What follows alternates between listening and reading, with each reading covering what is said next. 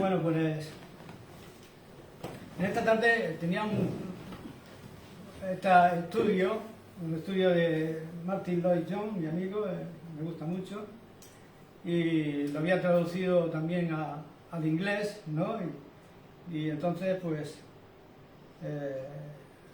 como Johnny y Simone me llamaron ayer que no podían venir, he tenido que borrarlo todo.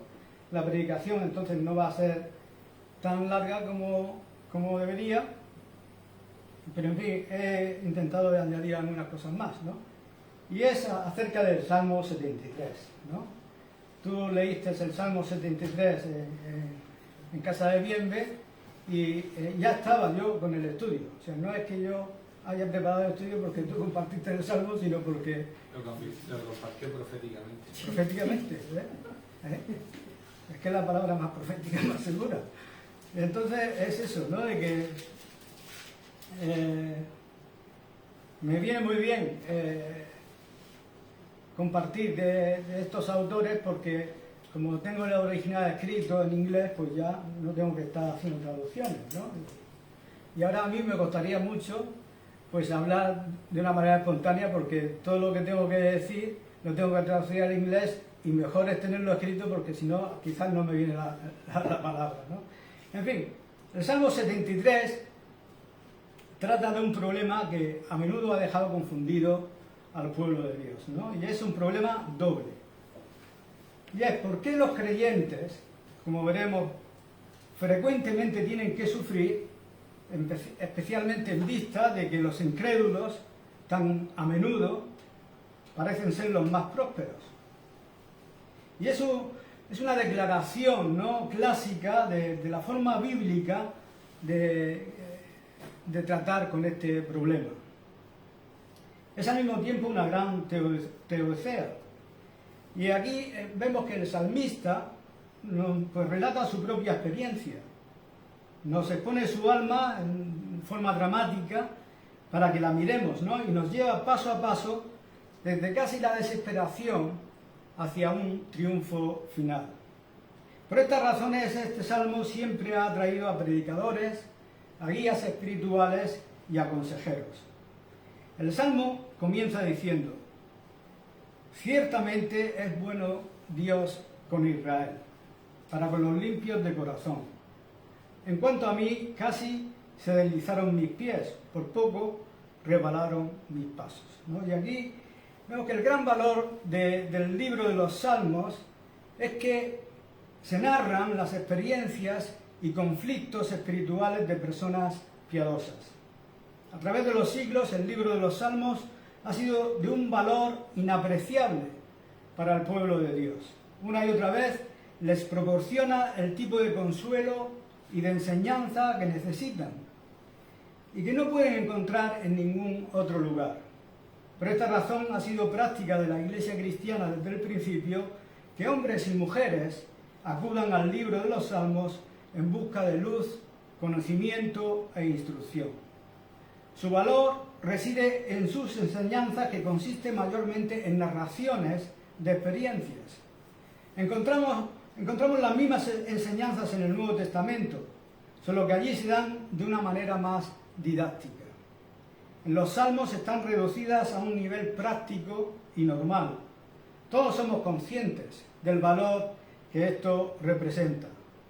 Hay momentos en que el alma está tan cansada que nos sentimos incapaces de recibir una instrucción más directa. La prueba puede ser grande, nuestra mente está tan cansada y nuestro corazón tan dolorido que no podemos hacer el esfuerzo de concentrarnos en principios y mirar las cosas objetivamente. Es en tales circunstancias, particularmente cuando personas abatidas por los golpes de la vida pueden acudir a los salmos y encontrar en ellos la verdad de forma más personal. Leen las experiencias de estas personas y observan que ellos también sufrieron pruebas semejantes. De alguna manera, este hecho en sí les ayuda y fortifica.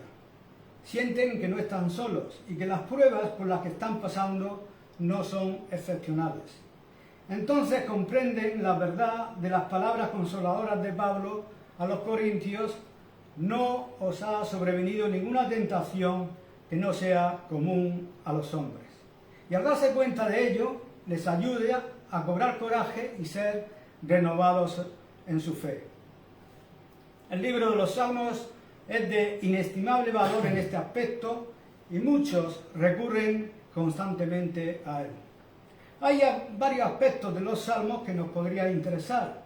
Lo que quisiera mencionar en especial es la honestidad con que estos hombres dicen la verdad acerca de sí mismos. Abiertamente admite que casi se apartaron sus pies y que poco faltó para que resbalaran sus pies, y luego sigue diciendo que era como una bestia por su torpeza, ¿no? Y aquí vemos qué honestidad, ¿no? Y este es el gran valor del libro de los Salmos. No hay nada más desalentador en la vida espiritual que encontrarme con aquellos que dan la impresión de vivir siempre en la cima de la montaña. Ciertamente no encontramos esto en la Biblia.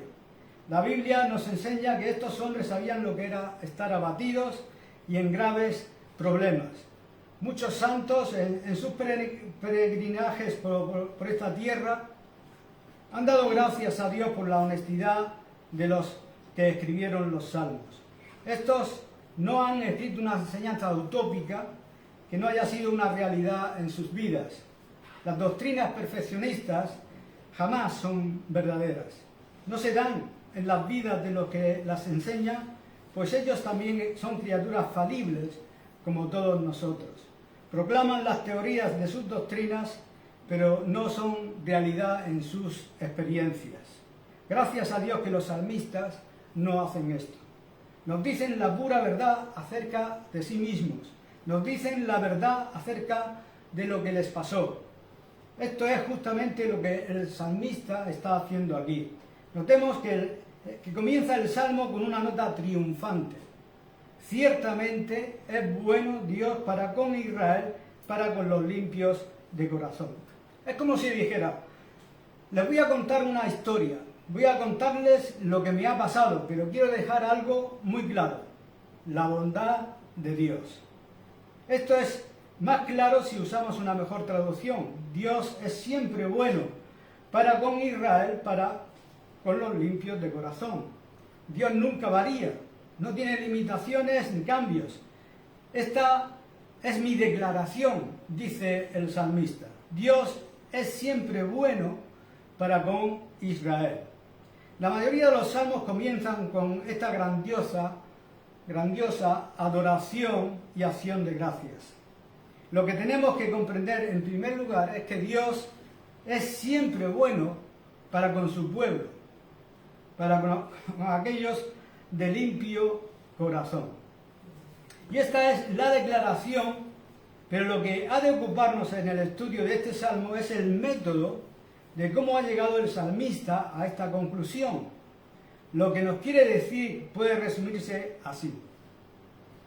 Comenzó su experiencia cristiana con esta afirmación, luego se descarrió para después retornar, ¿no? Esto es el gran valor de los salmos, está en analizar estas experiencias. Y todos conocemos acerca de estas experiencias, ¿no? Comenzamos bien, luego algo va mal y pareciera que perdemos todo. El problema reside en cómo retornar. Y lo que este hombre hace es mostrarnos cómo volver al lugar en el que el alma encuentra su real estabilidad. Este salmo es una de esas ilustraciones. Otros expresan lo mismo. Tomamos, por ejemplo, el Salmo 43, donde encontramos al salmista en una condición similar. Se dirige a sí mismo y se dice: ¿por qué te abates, oh alma mía, y por qué te turbas dentro de mí? Habla consigo mismo, se dirige a su propia alma. Exactamente así procede el del Salmo 73, solamente que lo elabora aquí en el Salmo 43 de una manera más directa. El salmista nos cuenta acerca de una experiencia especial que tuvo, nos cuenta que fue muy zarandeado, que casi cayó. ¿Y cuál fue la causa? Sencillamente que no había entendido el propósito de Dios para con él. Fue consciente de un hecho doloroso. Estaba viviendo una vida santa, manteniendo limpio su corazón y lavadas sus manos en inocencia, como se dice. En otras palabras, estaba viviendo piamente.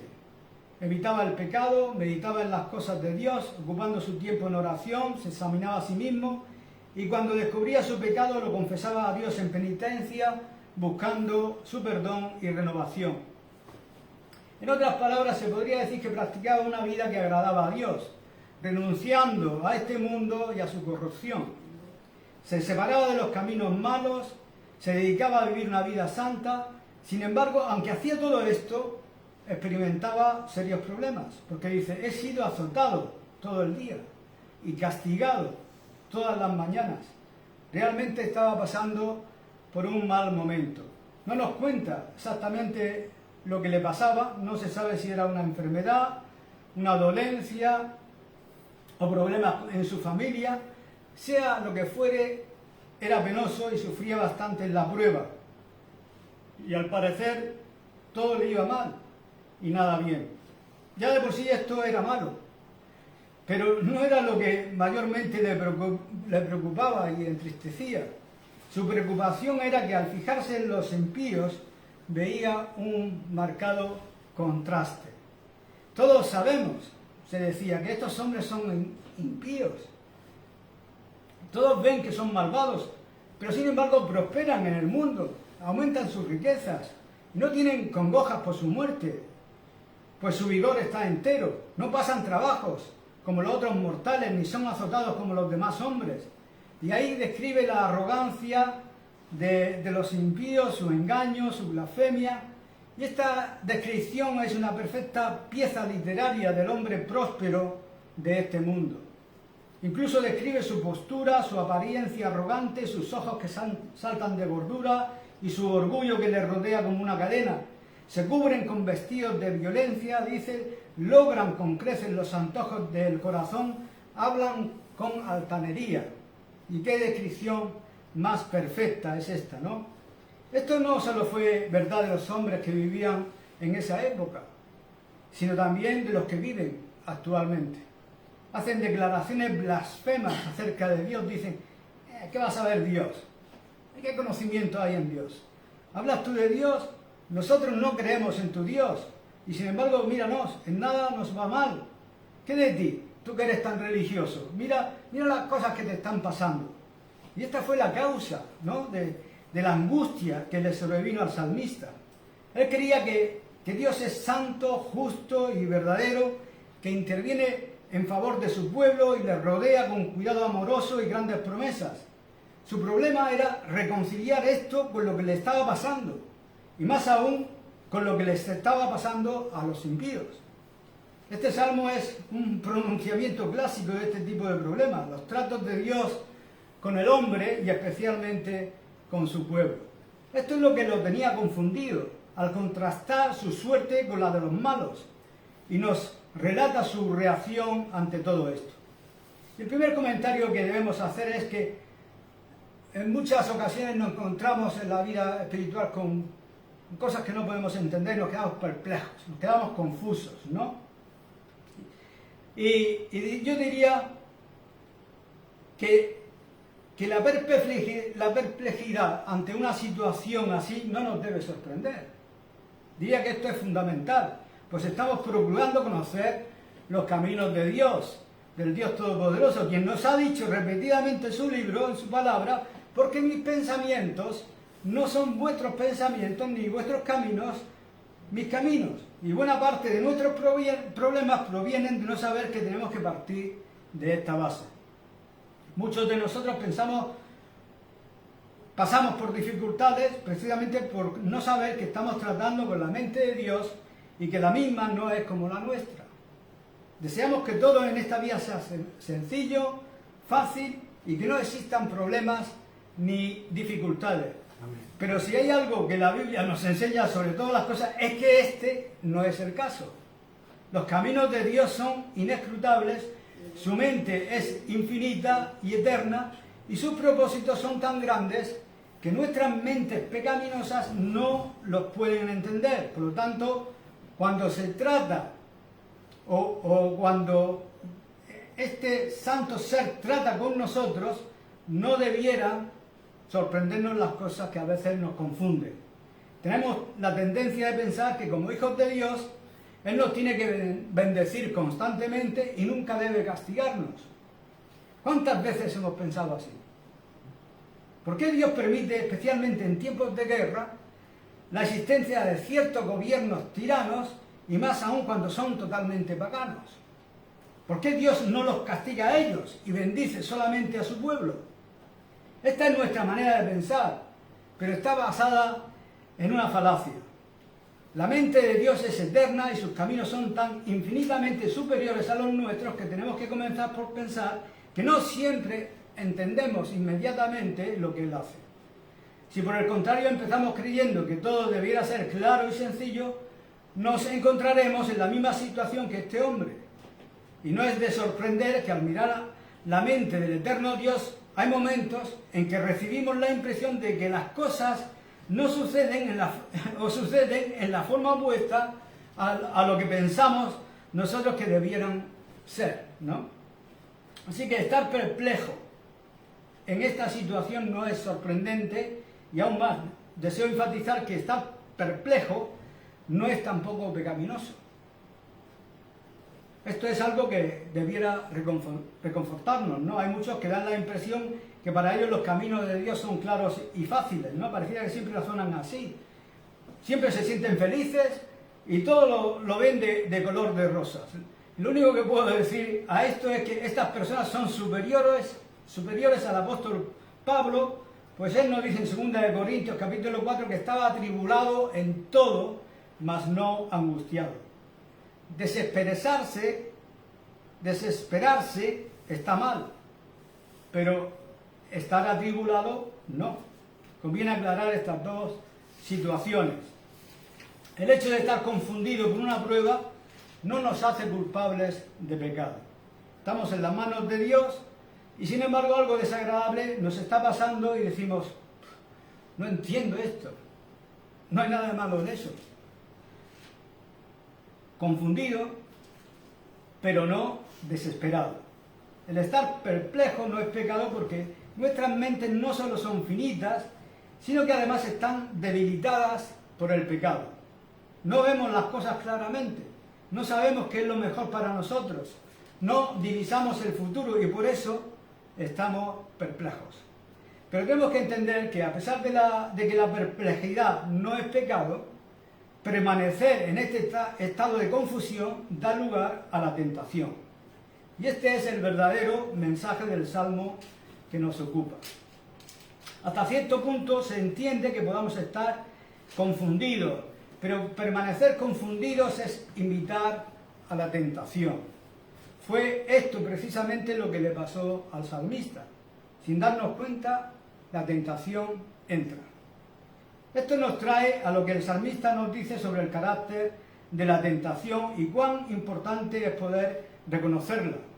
La tentación puede ser tan grande que sacude al hombre más santo y fuerte y lo derriba. Como dice el salmista, en cuanto a mí, casi se deslizaron mis pies, pero nosotros razonamos y decimos, bueno, esto pasó en el Antiguo Testamento y el Espíritu Santo aún no había venido. Estamos en la era cristiana, mientras que este hombre vivió en otra época. El apóstol Pablo lo expresa así en 1 Corintios 10. El que piense que estar firme, mire que no caiga. Y al decir esto, el apóstol había tomado ejemplos del Antiguo Testamento, por si acaso algunos de estos corintios, sintiéndose superiores, dijeran, nosotros hemos recibido el Espíritu Santo, no somos así. Pablo dice, el que piense estar firme, mire que no caiga. El hombre que no ha descubierto el poder de la tentación puede ser objeto de los más grandes ataques. Las tentaciones pueden venir con diversos grados de poder y fuerza. La Biblia nos enseña que la misma puede azotar al más espiritual como un violento huracán, barriendo con todo con tal fuerza que aún un hombre de Dios puede ser casi dominado. Tal es el poder de la tentación. Pero usaré nuevamente las palabras del apóstol, tomad toda la armadura de Dios, pues nos es necesario tomarla toda. Si queremos resistir en el día malo y estar firmes, tenemos que vestirnos de toda la armadura de Dios. La fuerza del enemigo solo es superada por el poder de Dios. Satanás es más poderoso que cualquier ser humano y los santos del Antiguo Testamento fueron abatidos por él. Él tentó y probó al Señor Jesús hasta lo último, ¿no? Y nuestro Señor lo venció y Él es el único que ha triunfado sobre el enemigo. Leamos nuevamente este salmo y nos daremos cuenta que a ese hombre le sobrevino la tentación cuando menos se lo esperaba. Le vino como resultado de lo que le estaba ocurriendo y por el contraste entre su prueba y la aparente vida feliz que los impíos estaban gozando. Así que el siguiente punto que tenemos que considerar en cuanto a la tentación es la ceguera que produce. Lo extraño de la tentación es que bajo su poder nos induce a hacer algunas cosas que normalmente no haríamos. El salmista lo expresa de esta manera y lo hace con sarcasmo y en riesgo propio.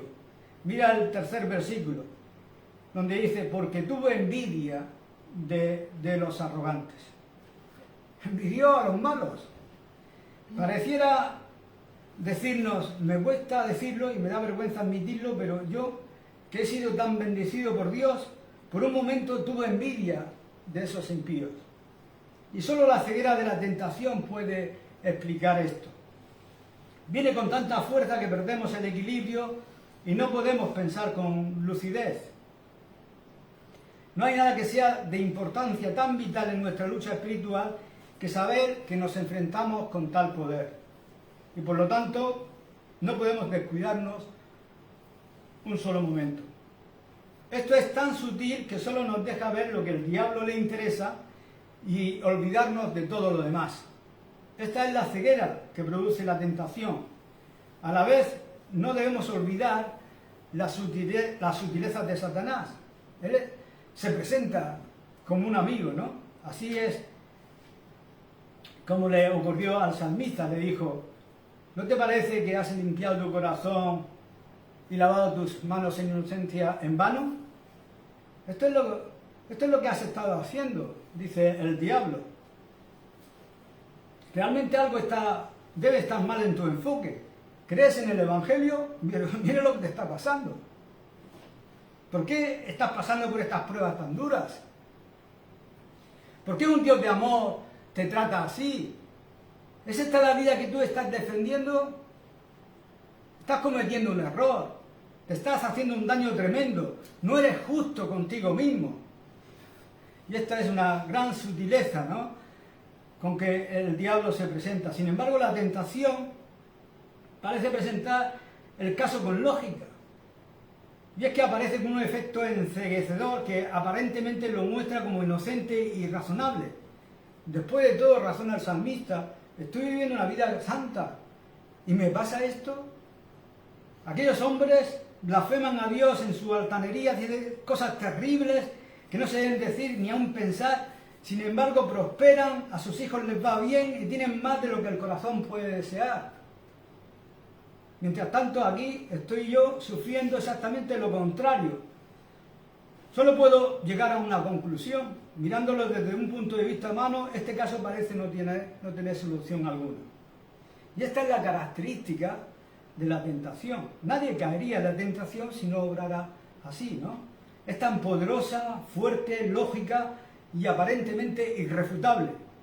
Y sabemos muy bien que no estoy hablando teóricamente. Todos sabemos algo de esto, ¿no? Y si no lo sabemos, porque no somos cristianos. El pueblo de Dios está sometido a esto. Y porque es de Dios, el enemigo lo usa como un objetivo para poder abatirlo. Y llegado a este punto, enfatizo nuevamente que ser tentado de esta manera no es pecado. Debemos aclarar bien este punto. Que estos pensamientos se presenten e insinúen en nuestras mentes no nos hace culpables de pecado. Nuevamente encontramos un punto que es fundamental en nuestra lucha espiritual. Debemos conocer la diferencia entre ser tentados y pecar.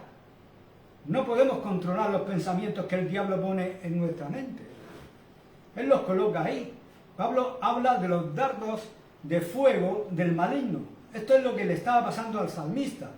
El diablo se los estaba arrojando, pero el solo hecho de que estos venían a su mente no quiere decir que era culpable de pecado. El Señor Jesucristo mismo fue tentado.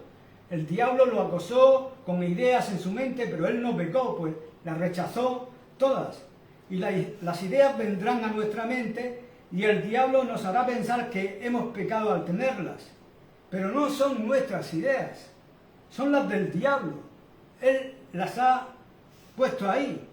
Fue Billy Bray de Cornwall que en su manera original dijo: no puedes evitar que el cuervo vuele sobre tu cabeza, pero sí puedes prevenir que haga un nido en tu cabello. Y así digo que no podemos evitar que las ideas se insinúen en nuestras mentes, pero lo que nos debemos preguntar es: ¿qué hacemos con ellas? Hablamos de pensamientos que me pasaron por la mente, pero siempre que pasen no son pecados. Se convierten en pecados si los aceptamos y consentimos con ellos. El diablo te ha puesto este o aquel pensamiento en tu mente y por esto no eres necesariamente culpable de pecado. La tentación en sí no es pecado. Y esto nos trae al último punto, que es vital.